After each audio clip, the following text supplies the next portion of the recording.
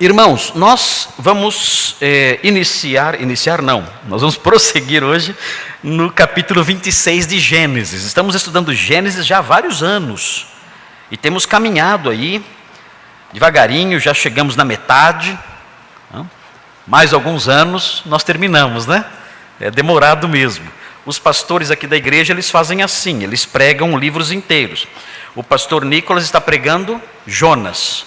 Terminou já? Não, né? Faltam 2 pregações, 1 ou 2 pregações, está pregando Jonas. O pastor Isaac tem pregado em Eclesiastes, não é isso? Eu estou pregando em Gênesis já há quantos anos, Simone? Você lembra?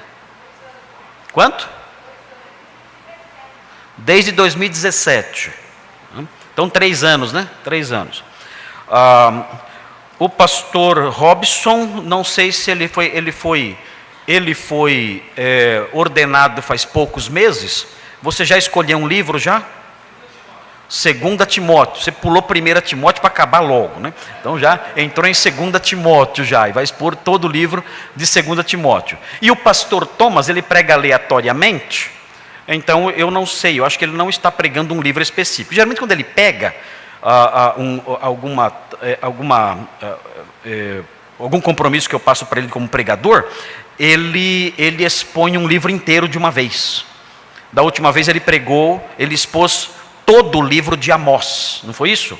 Ele pregou em todo o livro de Amós, mostrando todo o livro de Amós. Então esse é o estilo dele, né? E temos aprendido bastante com os pastores nessas pregações todas. De manhã nós estudamos o livro de Atos, estamos no capítulo 9, chegamos hoje no capítulo 9. E nas quartas-feiras estudamos o livro de Hebreus. Toda quarta-feira estamos já no capítulo 10 de Hebreus. Então só não aprende a Bíblia aqui na igreja quem não quer, quem não vem à igreja, quem não liga. Porque estamos estudando tudo isso: Gênesis, Atos, Hebreus, Jonas, Eclesiastes e 2 Timóteo. Não aprende a Bíblia quem não quer. Na nossa igreja, graças a Deus, Deus tem nos suprido com mestres, com professores, com pastores que têm nos ensinado e tem sido uma bênção isso. Irmãos, vamos ler então Gênesis 26, de 12 a 25. Abra sua Bíblia e vamos então fazer a leitura. É a sequência da história aqui de Isaac na terra dos filisteus. O que aconteceu com Isaac na terra dos filisteus?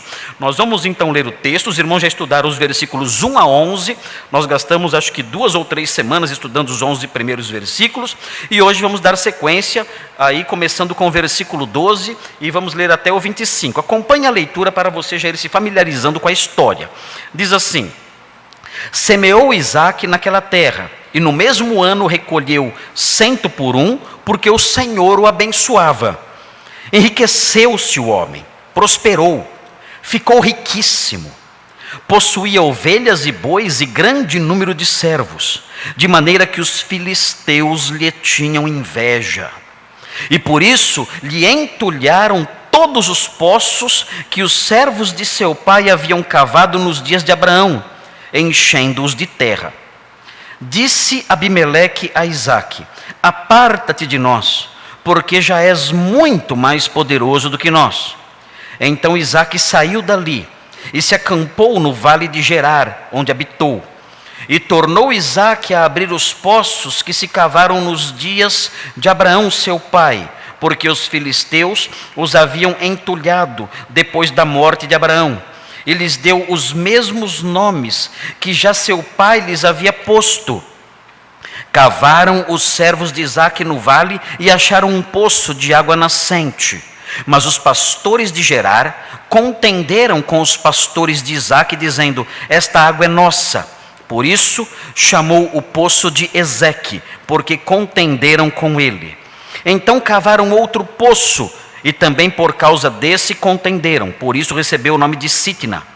Partindo dali, cavou ainda outro poço, e como por esse não contenderam, chamou-lhe Reobote, e disse: porque agora nos deu lugar o Senhor, e prosperaremos na terra. Dali subiu para Berseba.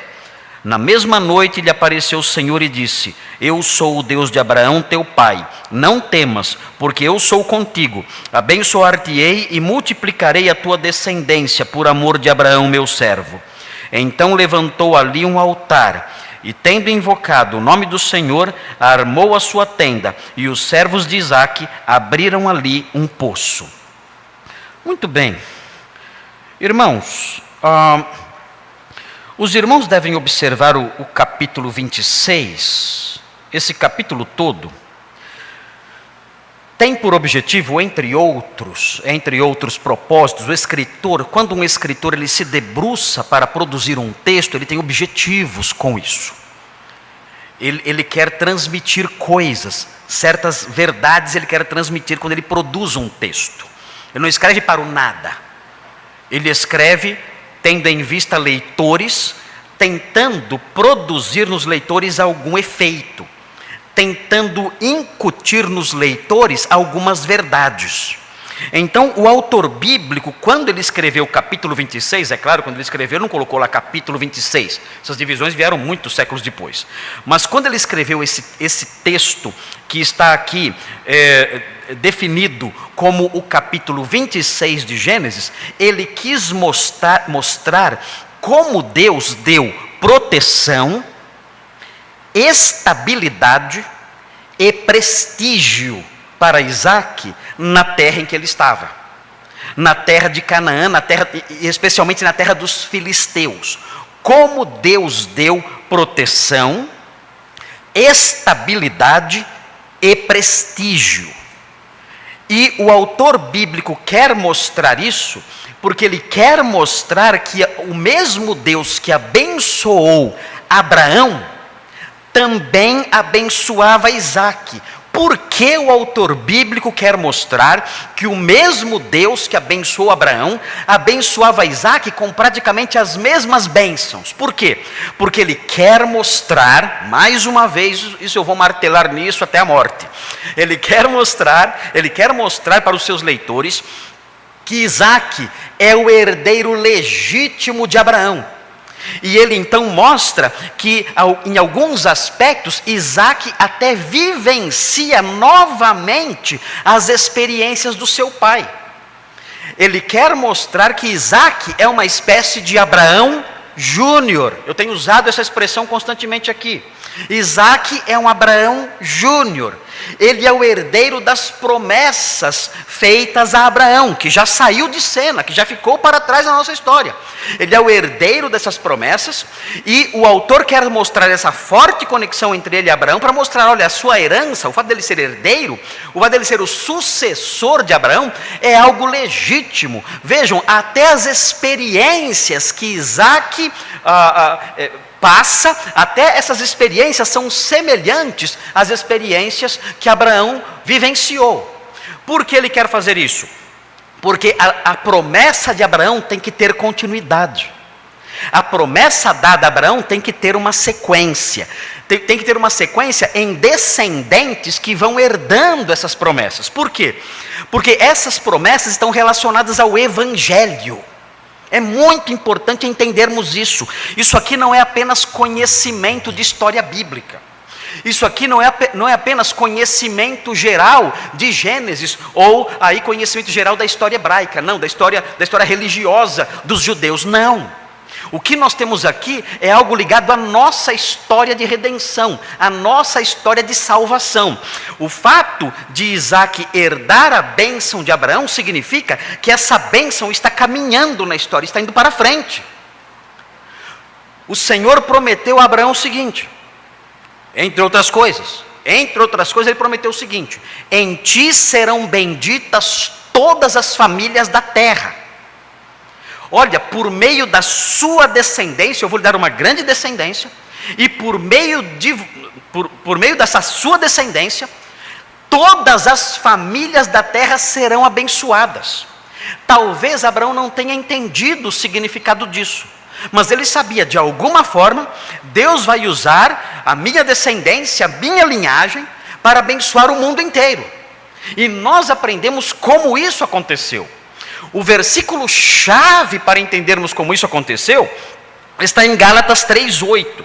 Os irmãos devem grifar esse versículo enquanto nós estudamos o livro de Gênesis e todo o Antigo Testamento. Vejam o que diz Gálatas 3:8. Vejam o que diz. Diz assim. Veja aí. Abra sua Bíblia e grife. Grife com canetinha colorida, para não esquecer mais, para ver com facilidade. Gálatas 3:8 é um texto chave.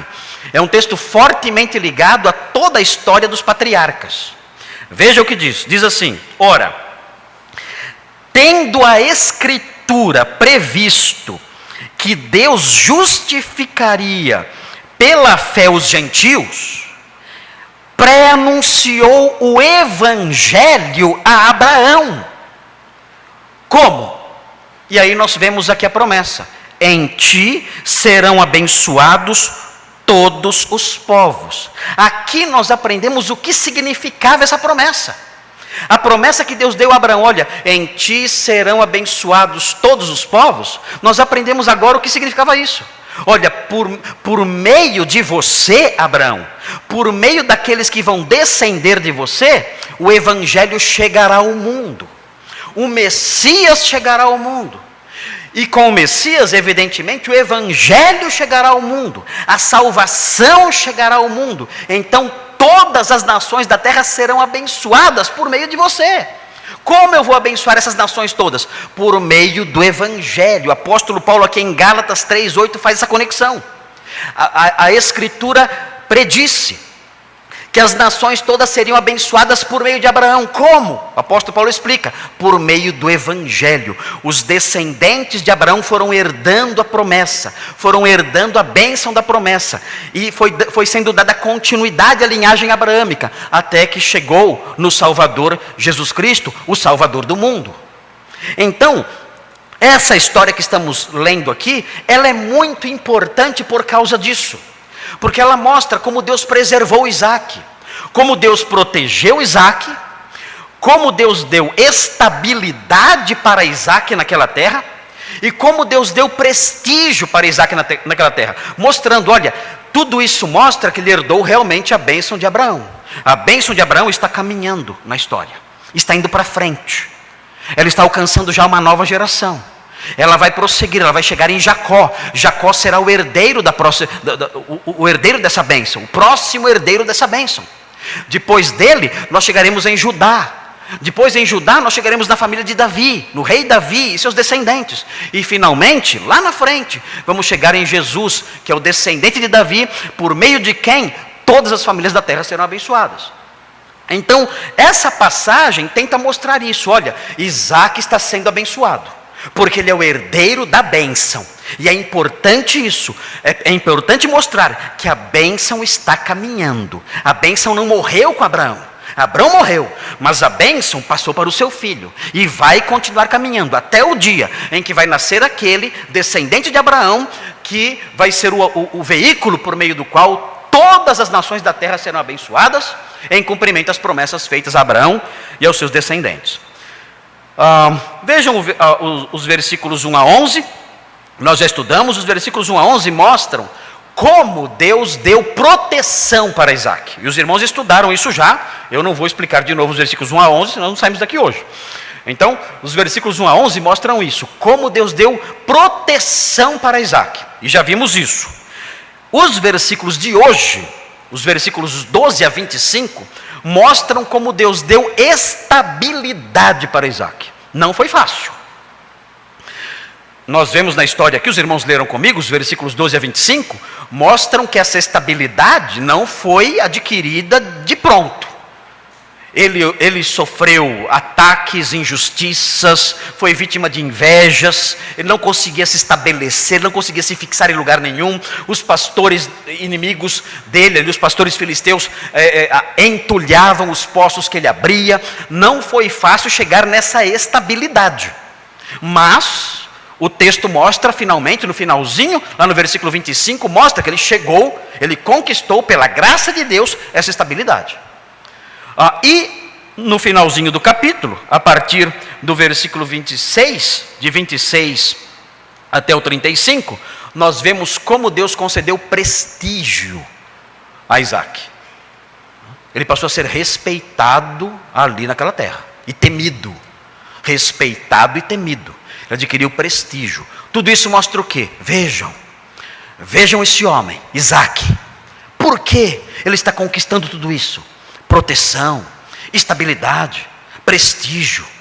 Por que ele está conquistando tudo isso? Muito simples. A mensagem que o autor quer transmitir é a seguinte: ele é o abençoado de Deus. Ele é o herdeiro de Abraão. Lembrem-se, a promessa não morreu. A promessa está viva e está caminhando através desses descendentes que vão aparecendo ao longo da história. Muito bem, nós já aprendemos como Deus deu proteção quando estudamos os versículos 1 a 11.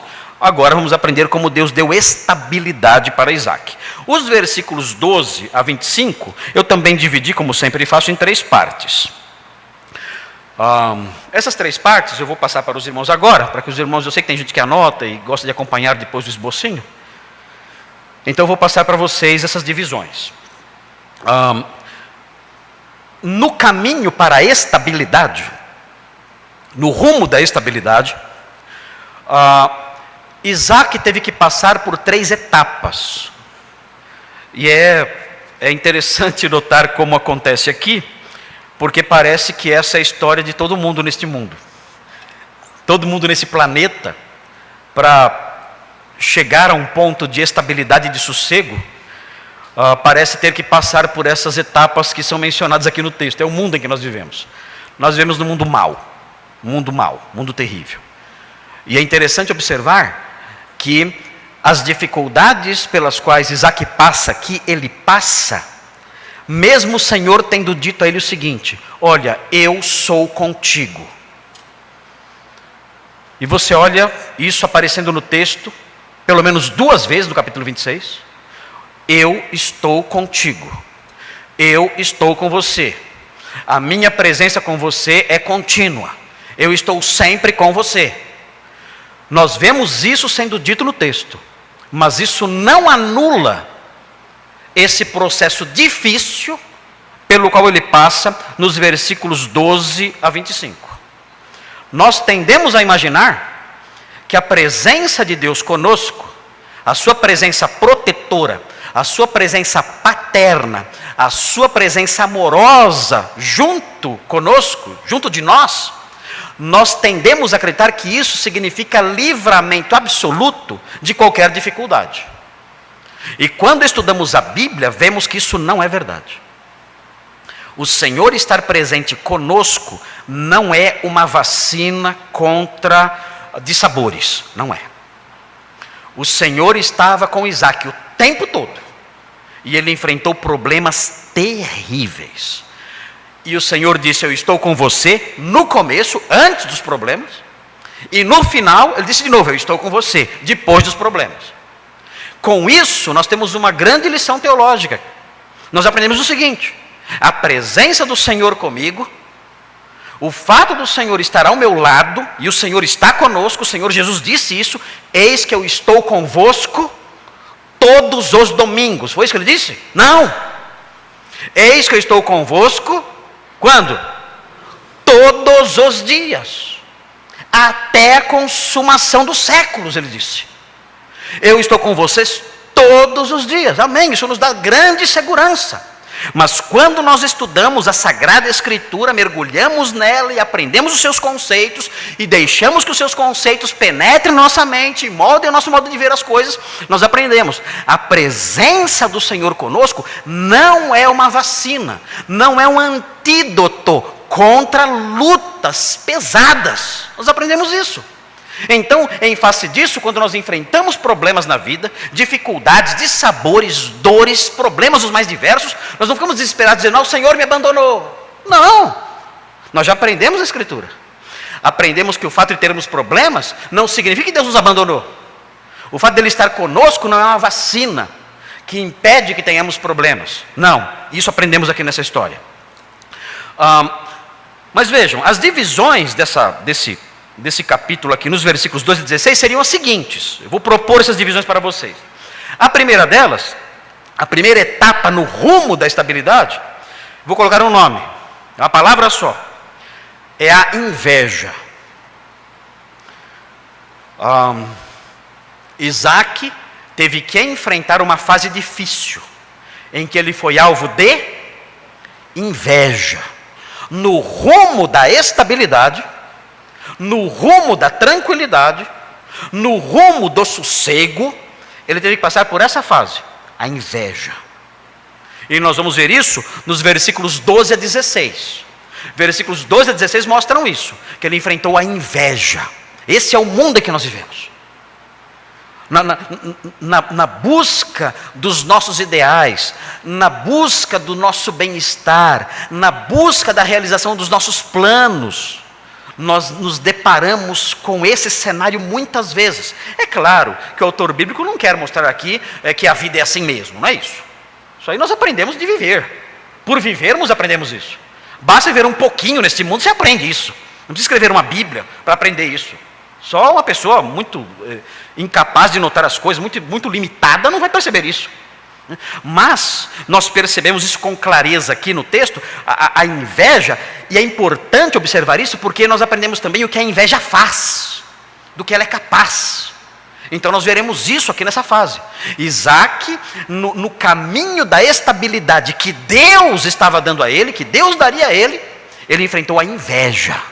E vamos ver isso aqui no texto, nos versículos 12 a 16.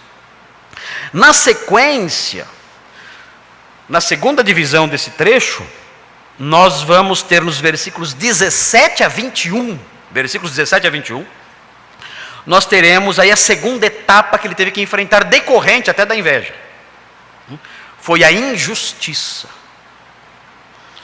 Isaac teve que enfrentar a injustiça antes de alcançar a estabilidade que Deus pretendia, que Deus quis lhe dar. Nos versículos 17 a 21, veremos essa injustiça que ele teve que enfrentar. E por último, finalmente coroando essa etapa, né? A etapa em que Deus concede estabilidade para Isaac, nós encontramos a parte, nos versículos 22 a 25, nós encontramos o trecho que fala do seu sossego. Finalmente, depois de enfrentar a inveja, depois de enfrentar a injustiça, Isaac entra na fase de sossego. Deus então lhe concede a estabilidade de que estamos falando. Essa é a história desse trecho. Esse trecho mostra isso. Mostra que o Senhor era com Isaac, estava com ele, todos os dias, como está conosco todos os dias. Mas isso não impediu que ele enfrentasse essas etapas na busca, no recebimento da parte de Deus, dessa estabilidade tão importante para ele na terra. Ele teve que enfrentar a inveja, ele teve que enfrentar a injustiça decorrente da inveja, antes de chegar nessa fase que vemos no final do trecho, aí nos versículos 22 a 25, que é a fase do sossego. Ele finalmente se estabeleceu e desfrutou de sossego. Vamos então olhar isso, temos que estudar a palavra de Deus, aprender com ela, vamos ver o que ela fala sobre essas coisas. Vamos ver o que ela indica, o que ela ensina acerca dessas fases.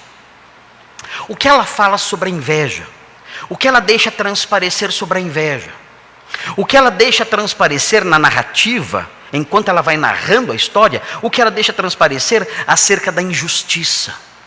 Esse é o mundo em que nós vivemos. Nosso mundo é movido por essas coisas. Esse é o combustível do nosso mundo. A inveja, a injustiça. Essas duas palavras descrevem o nosso mundo. Nós encontramos essas coisas na nossa família. Nós temos parentes nossos, que têm inveja de nós. Nós temos parentes, amigos, colegas de trabalho, amigos de longa data, que têm inveja de nós. Nós temos amigos na escola, no trabalho, na família, na vizinhança, que praticam injustiças contra nós. Nós temos tudo isso, nós enfrentamos tudo isso nesse mundo perverso, nesse mundo que é dominado pelo mal, nesse mundo que é regido pelo diabo, nesse mundo que é o trono de Satanás. Nós encontramos essas coisas, nós enfrentamos essas coisas, nós mesmos, nas nossas fraquezas, nas nossas imperfeições, na luta contra a nossa natureza pecaminosa. Nós que somos crentes, muitas vezes olhamos para dentro de nós assustados, E vemos dentro de nós a semente podre da inveja nascendo ali. Nós vemos em nós, Senhor, eu olho para o meu coração e eu vejo esses abismos, eu vejo essas manchas, eu vejo essas nódoas que marcam os homens perversos, que marcam os homens que se opuseram ao avanço rápido do seu plano em Gênesis 26. Eu vejo meu coração parecido com essas coisas, eu preciso do seu socorro. Nós olhamos essas coisas em nós também, e temos que aprender a gravidade dessas coisas, para que nos afastemos delas, da inveja, da injustiça, e para que saibamos como lidar com essas coisas, quando formos vítimas delas. Muito bem, vamos então observar essa primeira etapa na história que está diante de nós aqui, a inveja. Veja o que diz o texto aqui, Gênesis 26, 12. Veja o que diz, é interessante isso, temos que aprender as lições que estão aqui. E como eu sempre faço, vou fazer algumas digressões, tá bom? Fazer algumas digressões. O texto é fácil, o texto não é difícil. Não há nesse texto grandes desafios hermenêuticos, não há. É um texto simples, fácil de entender, uma leitura na língua portuguesa mesmo, não precisa nem ler o hebraico, mas na língua portuguesa mesmo, uma leitura simples, você consegue compreender o que esse texto está dizendo. Não é difícil. Então não teremos um grande trabalho, grandes esforços mentais, grandes mergulhos exegéticos, não. Nós vamos entender o texto com facilidade. Mas eu quero, além de explicar o texto, que é simples, é uma tarefa simples, qualquer irmão aqui que tenha lido o texto saberá explicá-lo com grande medida de exatidão, mas além disso eu quero fazer algumas digressões. E o que são essas digressões? São saídas do assunto, saídas do texto. Eu vou sair do texto um pouquinho. Aí vou comentar algumas coisas sugeridas pelo texto. Depois eu volto. Então os irmãos já estão acostumados, eu faço isso sempre, né? Faço digressões. Né? Os jovens falam que é viajar. Né? Viajou. Né? Então eu vou viajar. Então, de vez em quando eu vou fazer uma viagenzinha, depois eu volto. Né? O pastor viajou, viajo e volto. Né? Eu viajo, mas eu volto. Né? Eu vou apresentar aqui alguns assuntos sugeridos pelo texto, não são assuntos que não tem nada a ver. Né? Vou apresentar e comentá-los. Depois voltamos para a história para compreender. Se nessa explicação e nessas digressões o relógio andar muito rápido, não tem problema. Eu paro antes de terminar e continuamos na semana que vem. O importante é que a palavra de Deus vai entrando na nossa mente. Mesmo a parte da história, ela tem que ir entrando na nossa mente. Por quê? Porque ela tem um poder sobrenatural. A palavra de Deus tem um poder sobrenatural. Quando nós vamos ouvindo a palavra de Deus, aprendendo e assimilando, há um segredo nela. Nós não sabemos, há um quê de poder imenso nela. E esse não sei o que de poder imenso vai transformando a gente. Nós vamos sendo lavados por ela, purificados por ela, nossa mente vai sendo renovada, nossa maneira de ver as coisas vai modificando. O que está acontecendo? O que está acontecendo conosco? Não há aquelas frases de efeito, aquelas grandes lições, né? Como a gente vê aí no Seixo Noyer, né? Aquelas frasezinhas, nada disso, bobagens, jogos de palavras, só, nada mais, tentando impressionar. Não há isso nas Escrituras. Nós vamos vendo a sua simplicidade, conhecendo a sua história, mas essa palavra, ela tem um poder que nós não entendemos. Na medida em que vamos conhecendo, lendo, assimilando, ela vai entrando em nós e realizando transformações. E nós vamos sendo modificados, nosso modo de ser, as nossas reações, nosso pensamento, nosso modo de ver o mundo, de ver as pessoas. Tudo vai sofrendo alterações, porque ela é a palavra poderosa de Deus. Ela tem esse condão, ela tem essa força de modificar a nossa mente e o nosso modo de viver. É por isso que eu tenho que aproveitar todas as oportunidades de ouvi-la, para ouvi-la e lê-la, sempre, porque ela vai transformando, ela vai trabalhando em mim na medida em que ela vai entrando na minha mente. Vejam aí o versículo 12, veja o que diz assim: semeou Isaque naquela terra, E no mesmo ano, vejam o que acontece aqui. E no mesmo ano, recolheu 100 por 1, porque o Senhor o abençoava. O que nós temos aqui? Nós temos aqui o cumprimento dos versículos 2 e 3. Veja o que diz aí. Versículo 2 e 3. Volte para o 2 e 3. Apareceu-lhe o Senhor e disse: não desças ao Egito, fica na terra que eu te disser, habita nela, e serei contigo e te abençoarei, porque a ti e a tua descendência darei todas estas terras, e confirmarei o juramento que fiz a Abraão teu pai. Vejam, Deus prometeu: eu vou abençoar você. Observe o que diz o versículo 1 do capítulo 26. Sobrevindo fome à terra. Nós estamos aqui falando de uma época difícil, de uma época de crise econômica. Não sei se os irmãos já passaram por uma fase assim. Crise econômica. Não sei se o Brasil já passou por alguma crise econômica? Irmãos, eu não me lembro de uma fase na minha vida que eu não tenho ouvido a palavra crise econômica. Eu tenho mais de 30 anos de idade. E eu nunca na minha vida inteira, eu nunca ouvi falar de um ano sequer em que nós não estivéssemos passando por uma crise econômica. Nunca ouvi falar disso. Não sei o que é. Eu não sei o que é viver um dia sem crise econômica, não sei. Não tenho ideia do que seja isso.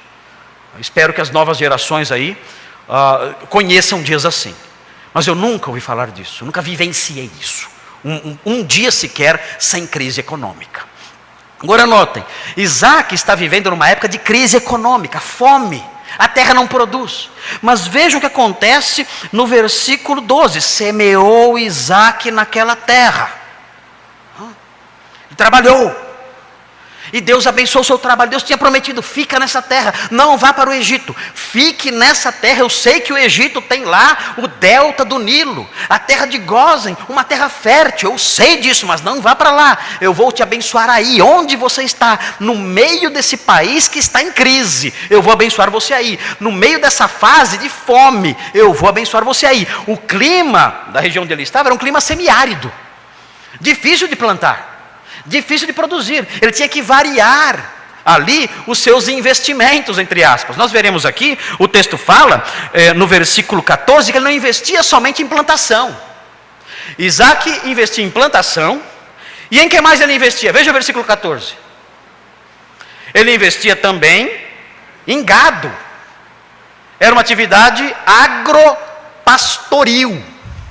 Era assim que ele desenvolvia, que ele administrava os seus negócios. Ele investia no plantio e investia em animais. Numa época difícil, de pouca água, num clima, como eu mencionei, semiárido, mas Deus o abençoou. E notem, vejam bem aqui o tamanho dessa bênção. O texto diz: semeou Isaac naquela terra, e no mesmo ano, é um investimento aqui, é um investimento de um ano. Em um ano, veja o que aconteceu. Recolheu 100 por 1. O que significa isso? Ele plantou uma semente, né, e colheu 100. Meu Deus, que é isso? Você investe R$1 e no final do ano você tem 100. Isso é mais do que a poupança no Brasil. Você já fez um investimento assim? Você faz ideia do que seja isso? Quanto isso é em porcentagem? Quanto? 10.000%. Meu Deus! É um investimento fantástico. Ele planta uma semente e colhe 100. Em quanto tempo? Um ano. Meu Deus! Numa época difícil. É um milagre isso aqui. É um grande milagre. Mas nós aprendemos por que isso aconteceu. Porque mesmo numa época difícil, esse investimento dele deu certo. O texto fala: porque o Senhor o abençoava. Isso fazia toda a diferença. Aí é covardia. Aí é covardia. Eu invisto $1 e no final do ano tenho 100. Isso é um milagre fantástico. É um sucesso no investimento inédito. Nós não conseguimos reproduzir isso hoje. E isso aqui mostra o quanto Deus estava abençoando Isaac. Ele disse: eu sou com você, eu vou te abençoar. Essa é uma das evidências da bênção de Deus sobre Isaac. Agora, notem bem, é importante observar o seguinte aqui. O que nós temos aqui é o trabalho, é o investimento produtivo. E é importante notar isso e perceber isso na Bíblia. O investimento produtivo na Bíblia e o enriquecimento procedente do investimento produtivo é aprovado pela Bíblia. Eu sei que o marxismo não aprova isso. O marxismo vê isso como um modelo que traz injustiças, opressão, miséria. O marxismo diz isso. O marxismo fala que esse tipo de investimento, o que Isaac fez aqui, não se faz. O que Isaac fez aqui vai trazer desigualdade social, vai trazer injustiça, vai trazer opressão, vai trazer miséria, vai gerar tudo isso aí. Mas na Bíblia, nós percebemos que não é assim. A Bíblia não é marxista. Não é. Agora, notem bem, é interessante observar que esse modelo que nós vemos aqui, não é o modelo, e notem bem o que eu vou dizer agora. Esse modelo aqui, que nós vemos Isaac vivenciando, colocando em prática e sendo abençoado por Deus, não é um modelo especulativo. Não é isso. Ele não está especulando, ele está trabalhando. Ele está trabalhando e Deus está abençoando. É um modelo que envolve investimento em trabalho. Não era fácil plantar numa terra como aquela. Isaac trabalhou muito, muito, e Deus o abençoou e ele enriqueceu. O texto diz no versículo 13 o resultado disso, e o resultado descrito aqui no texto é um resultado que é aprovado por Deus. O texto não condena isso, o texto mostra isso como algo positivo. Veja o versículo 13: enriqueceu-se o homem. É pecado isso? Não. Deus abençoou o trabalho, o investimento produtivo dele. Ele enriqueceu-se. O texto diz: prosperou, ficou o quê? Riquíssimo. É pecado isso? Não. Sem problemas nenhum. Se tornou opressor. Não. Nada disso. Que começa a injustiça social. Não, nada disso. Nós vemos aqui Deus abençoando isso. Isso é bom. E o que Deus abençoa, eu não posso amaldiçoar. Se Deus fala bem de algo, eu não vou falar mal. O que nós vimos aqui é um homem que trabalhou, se dedicou intensamente, num tempo difícil, arriscou ali as suas sementes, plantou as suas sementes correndo o risco de perdê-las, se esforçou, trabalhou, esperou, se envolveu no trabalho, Deus abençoou, ele se enriqueceu. E a Bíblia aponta isso como algo bom. Eu não posso abraçar essas filosofias estranhas que há por aí, que são praticamente contra o trabalho, que veem a riqueza como algo mau, quando ela não é má. A riqueza, ela pode ser um instrumento do mal, mas ela em si não é má, ela é uma bênção de Deus. Aqui nesse texto, a riqueza é uma evidência da bênção de Deus. Então, nós temos que ter, nesse aspecto, uma visão equilibrada. Nós que somos crentes, temos que olhar para esse texto aqui, olhar para essa passagem aqui, começa a minha primeira digressão, eu vou voltar já. É minha primeira digressão. Quando eu falo primeira, os irmãos já sabem que haverá outras. Então essa é a primeira. Nós temos que olhar para um texto como esse, e um texto como esse deve nos ajudar a compor uma visão bíblica acerca do trabalho, acerca da riqueza, acerca do funcionamento que aqui nós devemos empregar a nossa vida em termos de serviço, em termos de produção. Nós temos que compreender que a palavra de Deus, muitas coisas que são demonizadas por aí afora, a palavra de Deus não demoniza, de forma nenhuma. A palavra de Deus não demoniza o fato de alguém que se esforça e que trabalha e que se envolve ali com dedicação no seu negócio. A Bíblia não condena que essa pessoa fique rica, de forma nenhuma.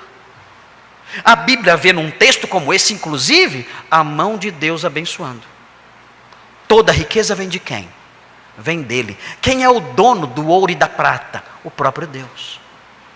Então, temos que tomar cuidado, porque existem filosofias que parecem filosofias que apontam para ideais de justiça, igualdade e tudo mais, e achamos que isso é lindo, é expressão de amor uns pelos outros, mas na verdade são coisas que a Bíblia não ensina em lugar nenhum. São coisas que não estão presentes nas Escrituras. E quando olhamos algo assim aqui, nós vemos que ela aprova exatamente o oposto do que dizem por aí afora. E um texto como esse, então, acaba por servir para que nós possamos compor uma visão correta acerca dessas coisas. Qual é a visão bíblica geral sobre essas coisas? Bem, aqui a nossa digressão. Nós aprendemos, olhando a Bíblia como um todo, nós aprendemos que Deus é a fonte da riqueza. Se você ficar rico um dia, como eu, se você ficar rico também, e se você chegar ao ponto de ter uma Palio Weekend 97, se você chegar a esse ponto de riqueza, de glória e grandeza, você tem que entender. Olha, isso que eu tenho é decorrente, conforme diz o versículo 12, da bênção de Deus. O Senhor me abençoou. Tudo é dele e ele me deu isso. Tudo é dele, tudo. Eu não sou o dono, o proprietário de nada. Tudo é dele. Ele me concedeu essas coisas e eu vou cuidar delas para a glória de Deus. Essa riqueza toda que eu tenho, todos esses bens e esses tesouros que eu recebi na vida, eu sei que não pertencem a mim. Eu sei que tem uma fonte primária e um proprietário real disso tudo. Então eu vou cuidar dessas coisas com todo zelo. Eu não vou empregar essas coisas na prática de injustiças. Eu não vou usar esses recursos para fazer o mal. Não vou usar esses recursos para promover coisas erradas, nada disso. Eu vou usar esses recursos para a glória dele, porque tudo é dele. Ele me abençoou com isso, ele é o proprietário disso, ele concedeu isso para que eu administrasse isso tudo, mas eu vou fazer tudo na administração dessas riquezas para a glória do meu Deus. Então nós aprendemos isso a partir daqui. Isaac recebendo de Deus essas riquezas.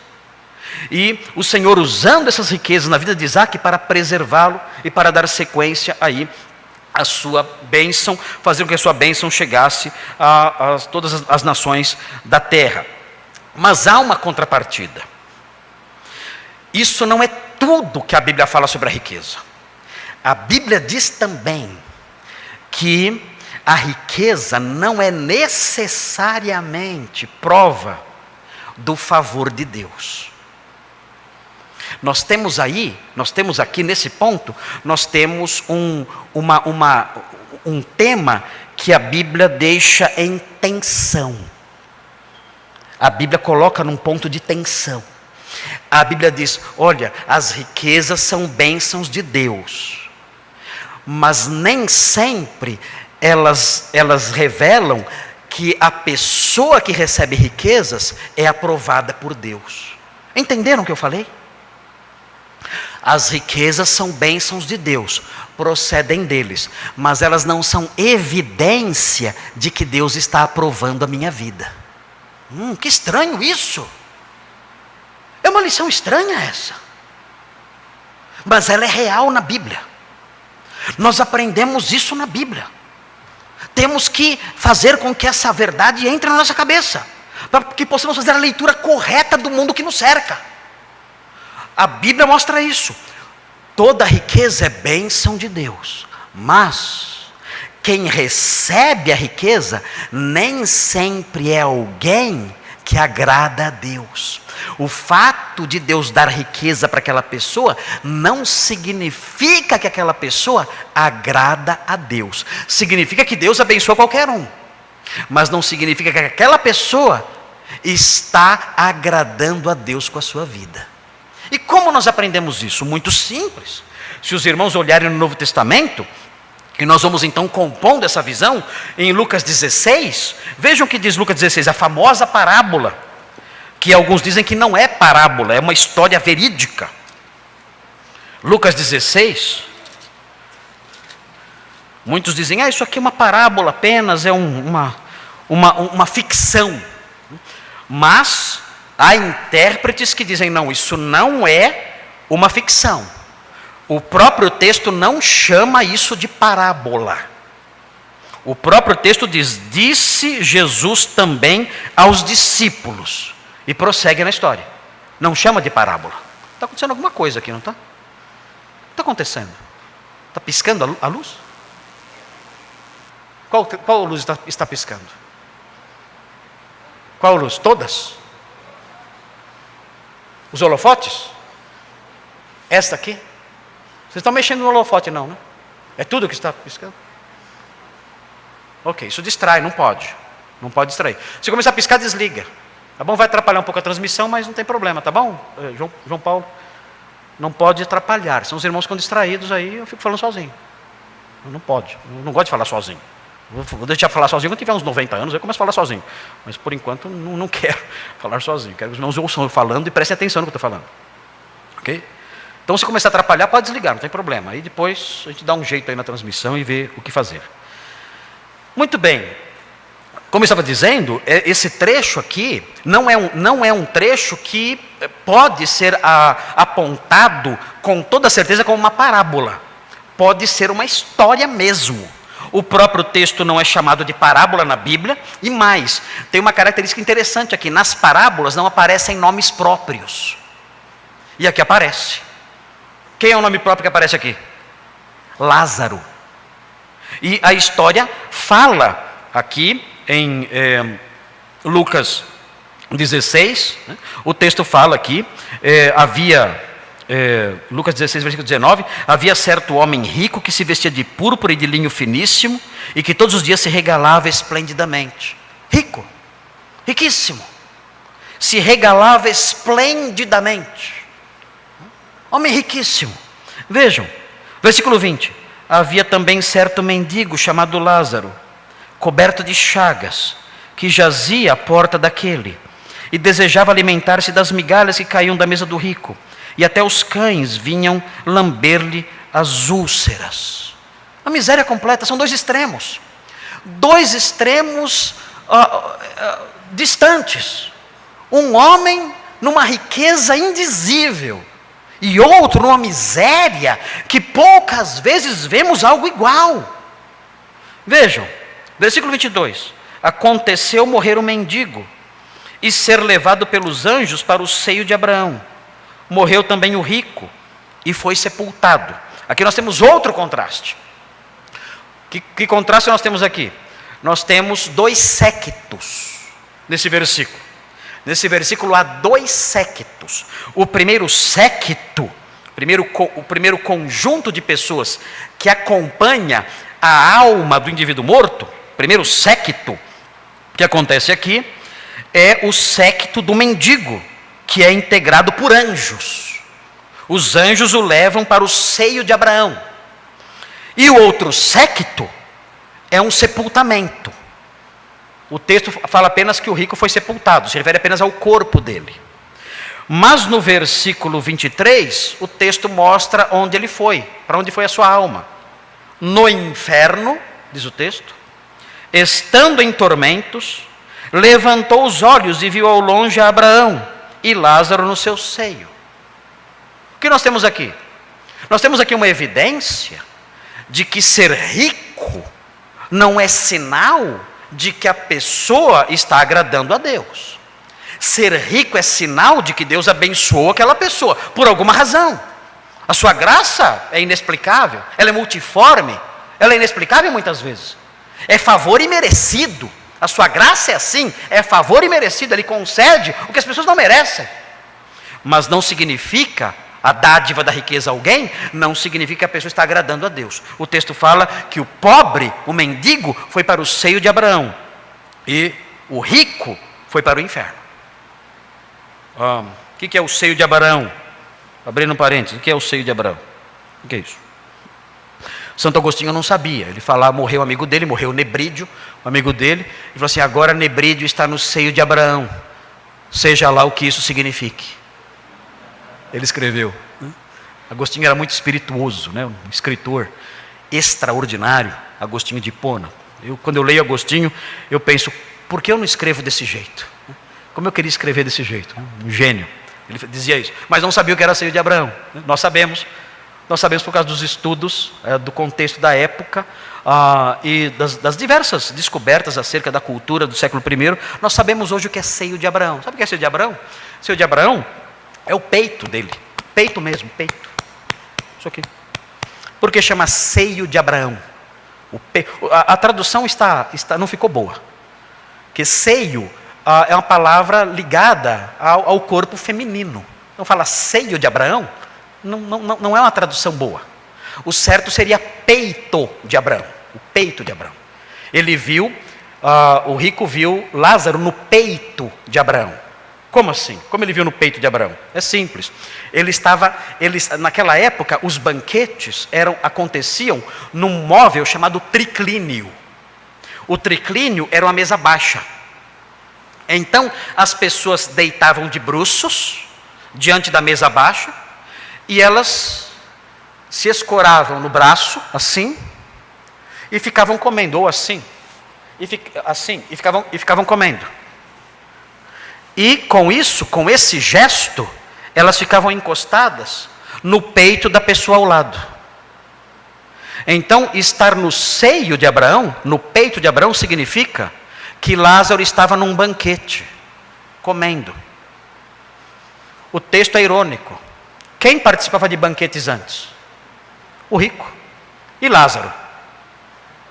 Lázaro queria comer migalhas. Os cachorros ficavam mais satisfeitos do que o próprio Lázaro, lambendo as feridas dele. Agora vemos o oposto. Nós vemos Lázaro num banquete, ali, reclinado, no peito de Abraão. Abraão ao seu lado comendo também. Eles dois participando de um banquete. E o mendigo não tem nem uma gota d'água. Nós vemos o oposto aí. É um contraste desculpe, o rico, eu falei mendigo, né? O rico não tinha sequer uma gota d'água. É esse contraste imenso. Esse texto de Lucas 15 mostra esses contrastes estrondosos. Mostra isso para nós. Então, o que nós temos aqui? Várias lições. Aprendemos sobre a vida após a morte, aprendemos sobre a riqueza, e especialmente temos que focalizar nesse nosso sermão, nesse ponto, mostrando aqui, olha, a riqueza é bênção de Deus, mas ela não significa que a pessoa que a recebe está debaixo do agrado de Deus. E há algo mais a aprender. Há algo mais a aprender. A lição de Isaac nos mostra sobre as bênçãos de Deus. A lição do rico e Lázaro nos aponta mais essa verdade que eu enunciei agora. E há algo mais. Há outras coisas importantes sobre esse tema. A Bíblia diz também, e aqui quem quer ficar rico, se você é incrédulo, é bom pensar duas vezes se você é incrédulo. A riqueza pode ser uma grande desgraça para você, se você ficar rico e se você for incrédulo. Por quê? Porque Jesus diz em Lucas 18, você está aí com a sua Bíblia aberta, corra para Lucas 18 e veja o que diz a Bíblia. A riqueza pode ser uma grande desgraça para você. Veja o que diz o texto. Lucas 18, 24 a 27, diz assim, e Jesus, Lucas 18, 24, e Jesus, vendo assim triste, ele está olhando para o jovem rico, e ele viu o jovem rico triste, Ele disse: quão dificilmente entrarão no reino de Deus os que têm riquezas. Vejam isso. Isso é assustador. Para os ricos que ainda não receberam o Salvador, isso é de assustar. Os ricos que já receberam o Salvador, eles já têm o seu lugar guardado no reino de Deus e nada os tirará de lá. Nada fará com que eles percam esse lugar. Os ricos que já receberam Jesus Cristo em sua vida, eles têm o seu lugar garantido na mesa do reino de Deus, porque não se perde a salvação que Cristo concede. Mas os ricos que ainda não aceitaram o Salvador, eles estão em grave perigo. Porque o texto diz no versículo 25, é mais fácil passar um camelo pelo fundo de uma agulha do que entrar um rico no reino de Deus. As pessoas falam que essa agulha era uma porta que havia em Jerusalém, e o camelo tinha que se ajoelhar para passar por essa porta. Lorota. Não tem porta nenhuma chamada agulha, não existe isso. Aqui agulha é agulha mesmo. Já viu o buraco de uma agulha? Você não consegue colocar lá uma linha? Pois bem, é mais fácil um camelo passar por aquele buraquinho do que um rico entrar no reino de Deus. Meu Deus, já viu o tamanho de um camelo? Você já viu o tamanho daquele bicho? Pois bem, é mais fácil ele passar pelo buraquinho de uma agulha do que um rico entrar no céu. Você se assustou? Bem, veja o versículo 26 e veja a reação dos discípulos. E os que ouviram disseram: sendo assim, quem pode ser salvo? E a resposta de Jesus: os impossíveis dos homens são possíveis para Deus. Deus tem poder para fazer um camelo passar pelo buraco de uma agulha? O que vocês acham? Tem que ficar bem fininho e passa, né? Deus tem poder. Está dizendo, olha, Deus tem poder para quebrar o coração de um rico e fazer com que ele herde o reino de Deus pela fé. Mas é muito difícil um rico entrar no reino de Deus. O apóstolo Paulo, quando escreve aos Coríntios, ele fala: observem a vocação de vocês, que poucos os escolhidos, poucos dos que foram chamados são de nobre nascimento. Poucos. A vasta maioria são pessoas pobres. Deus chamou poucos de nobre nascimento. Então a riqueza pode ser perigosa. É todo um mosaico que nós temos na Bíblia, várias lições que nós temos na Bíblia, que devem fazer com que nós olhemos para tudo isso com equilíbrio. E por último, dentro desse tema é importante, claro, a riqueza é bênção de Deus, aprendemos que a riqueza não é sinal necessariamente de que a pessoa abençoada está querida por Deus ou está fazendo a vontade de Deus. Nós aprendemos aqui em Lucas 18 que a riqueza pode ser perigosa, pode fechar as portas de alguém para o reino. E aprendemos algo mais, isto para os crentes é muito importante. Vejam 1 Timóteo 6, vejam o que diz 1 Timóteo 6, é uma lição importante para nós hoje em dia. Muito importante. Isso tira um peso enorme de nós todos, de sobre nós todos. 1 Timóteo 6, de 8 a 10, veja o que diz. 1 Timóteo 6, de 8 a 10. Diz assim. Veja o versículo 8. Difícil. Para mim é um pouco difícil, não sei para você. Mas vejam o versículo 8. Diz assim: tendo sustento e com que nos vestir, estejamos contentes. Você está contente? Tendo sustento e roupa. Mas e o meu carro? Não precisa, pega metrô. Mas e... claro que essas coisas são boas, claro que são bênçãos de Deus, mas Paulo diz, olha, nós como crentes temos que aprender a ficar contentes só de ter isso aqui. Tudo mais é plus, tudo mais é supérfluo. Se você tiver sustento e roupas, esse deve ser já o motivo, nesse nível de bens, isso já deve ser motivo de alegria, de contentamento. Irmãos, como estamos longe do ideal. Vejam, tendo sustento e com que nos vestir, estejamos contentes. E vejam, o apóstolo Paulo explica o porquê, os perigos. E olhem isso, vocês que são jovens, os jovens que estão aqui e que sonham em ficar ricos, os mais velhos já desistiram, já descobriram que não vai dar. Eu já quis ficar rico, desisti logo, falei, não vai rolar, não vai dar certo, não vai ficar rico nunca, né? Mas notem, há fases na vida em que nós começamos a ter sonhos elevados, e sonhamos com grandes coisas, com grandes conquistas, com grandes realizações. Depois nós percebemos que a vida não é assim. Mas é perigoso alguém, não só na juventude, é perigoso alguém aí na faixa dos 30, 40 anos de idade, desejar ainda vou ficar rico, eu ainda vou enriquecer. Isso é perigoso. Eu quero uma Amarok, eu ainda vou ter a minha Amarok. Mas disseram que a Amarok não é tão boa assim. Não é não, né? Qual que é a boa mesmo? Vocês não sabem? Ninguém aqui tem Amarok? Ninguém aqui tem uma Amarok? Tudo pobre aqui nessa igreja? Miseráveis.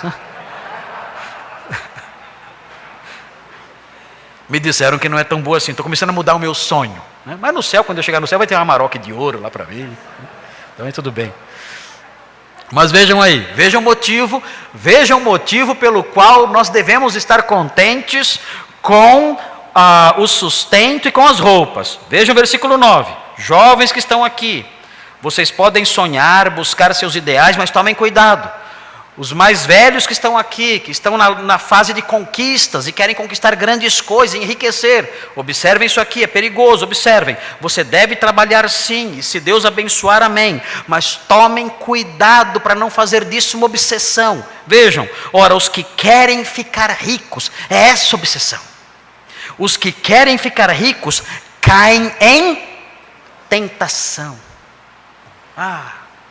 Esse é o perigo.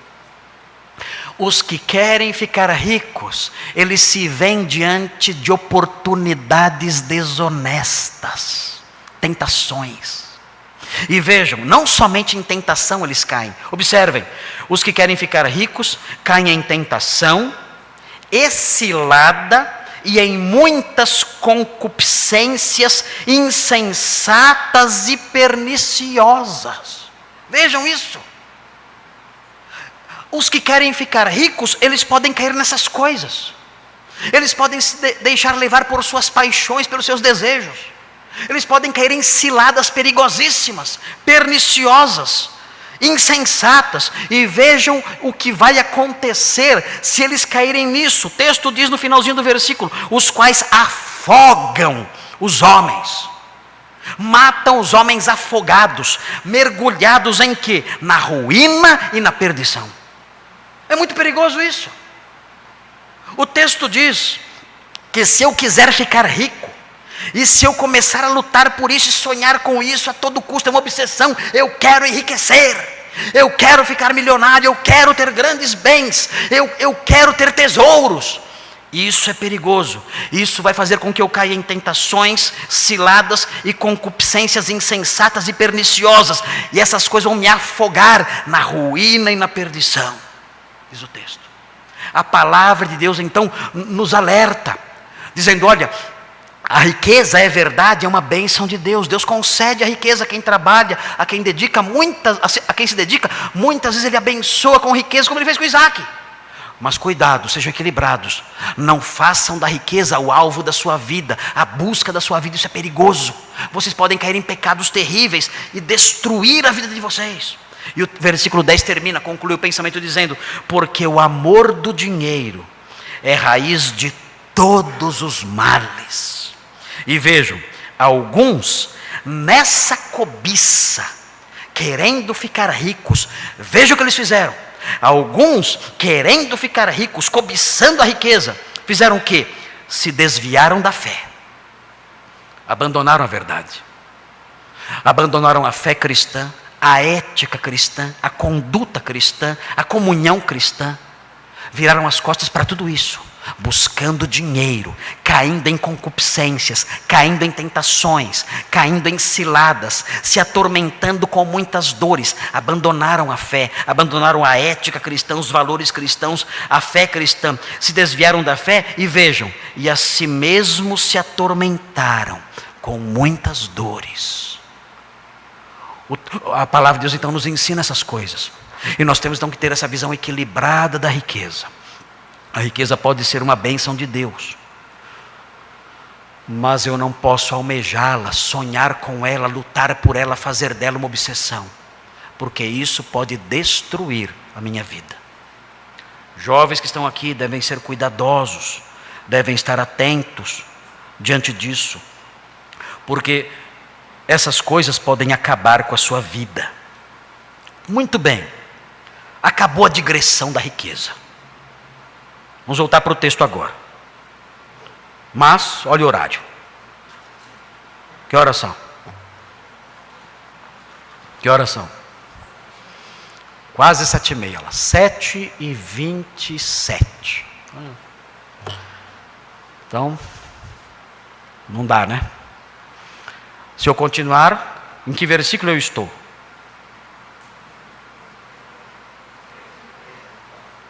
Estou no 13. Faltam até o 25.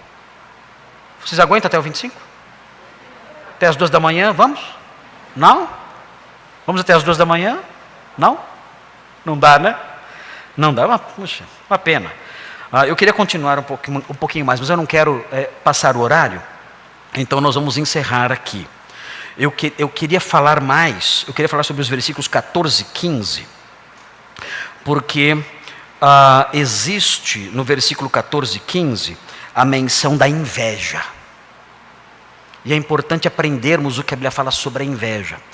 E esse texto ilustra algo sobre a inveja que eu quero falar com vocês. A Bíblia não avalia somente a realidade exterior a nós. O que nós fazemos com as nossas mãos. O que nós realizamos no mundo exterior, no mundo dos fatos. A Bíblia avalia também o que acontece dentro de nós, e isso é de assustar. A Bíblia pega uma lanterna e joga dentro do coração da gente, iluminando e mostrando coisas que nós antes não achávamos tão ruins. Mas quando nos deparamos com a descrição bíblica acerca dessas coisas que nós abrigamos dentro de nós, a inveja é uma delas, que nós abrigamos muitas vezes dentro de nós, e ela mostra a real dimensão disso, nós nos assustamos. Meu Deus, a inveja é isso, eu não posso ter isso em mim. E eu gostaria de hoje compartilhar isso com vocês, mas não vai dar tempo. Então eu vou encerrar aqui, e na semana que vem nós vamos continuar nos versículos 14 e 15, falando sobre a inveja. Será uma pequena digressão sobre a inveja. E também falaremos na próxima semana, se o Senhor permitir, dentro desse tema ainda que menciona a inveja, nós falaremos sobre essa atitude de Abimeleque, no versículo 16.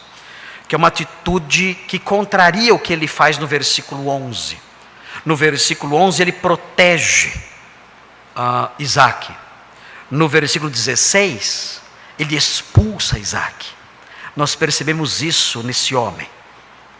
Essa contradição no trato com Isaac. O que nós temos aqui? Nós temos um retrato do mundo em que vivemos. Como a Bíblia é exata nessas coisas. Ele mostra um retrato do mundo em que vivemos, das pessoas deste mundo. As pessoas são assim. Os nossos amigos são assim. Os incrédulos são assim. Eles nos protegem durante um tempo. E depois, sem razão alguma, por razões que não entendemos, ou por razões egoístas, eles nos ferem, nos machucam, nos expulsam, nos causam danos e feridas. Nós vemos essas coisas. Quando nós aprendemos essas coisas na Bíblia, nós nos deparamos com o mundo real. E então nós nos livramos de uma mentalidade ingênua, tola, crédula. nós aprendemos: o mundo é assim, o mundo é desse jeito. Eu aprendi na Bíblia, eu estou preparado para enfrentá-lo, porque a palavra de Deus me deu maturidade. Então nós vamos caminhar nessas coisas na próxima semana. Vamos aprender mais sobre isso na próxima semana e aprenderemos essas coisas.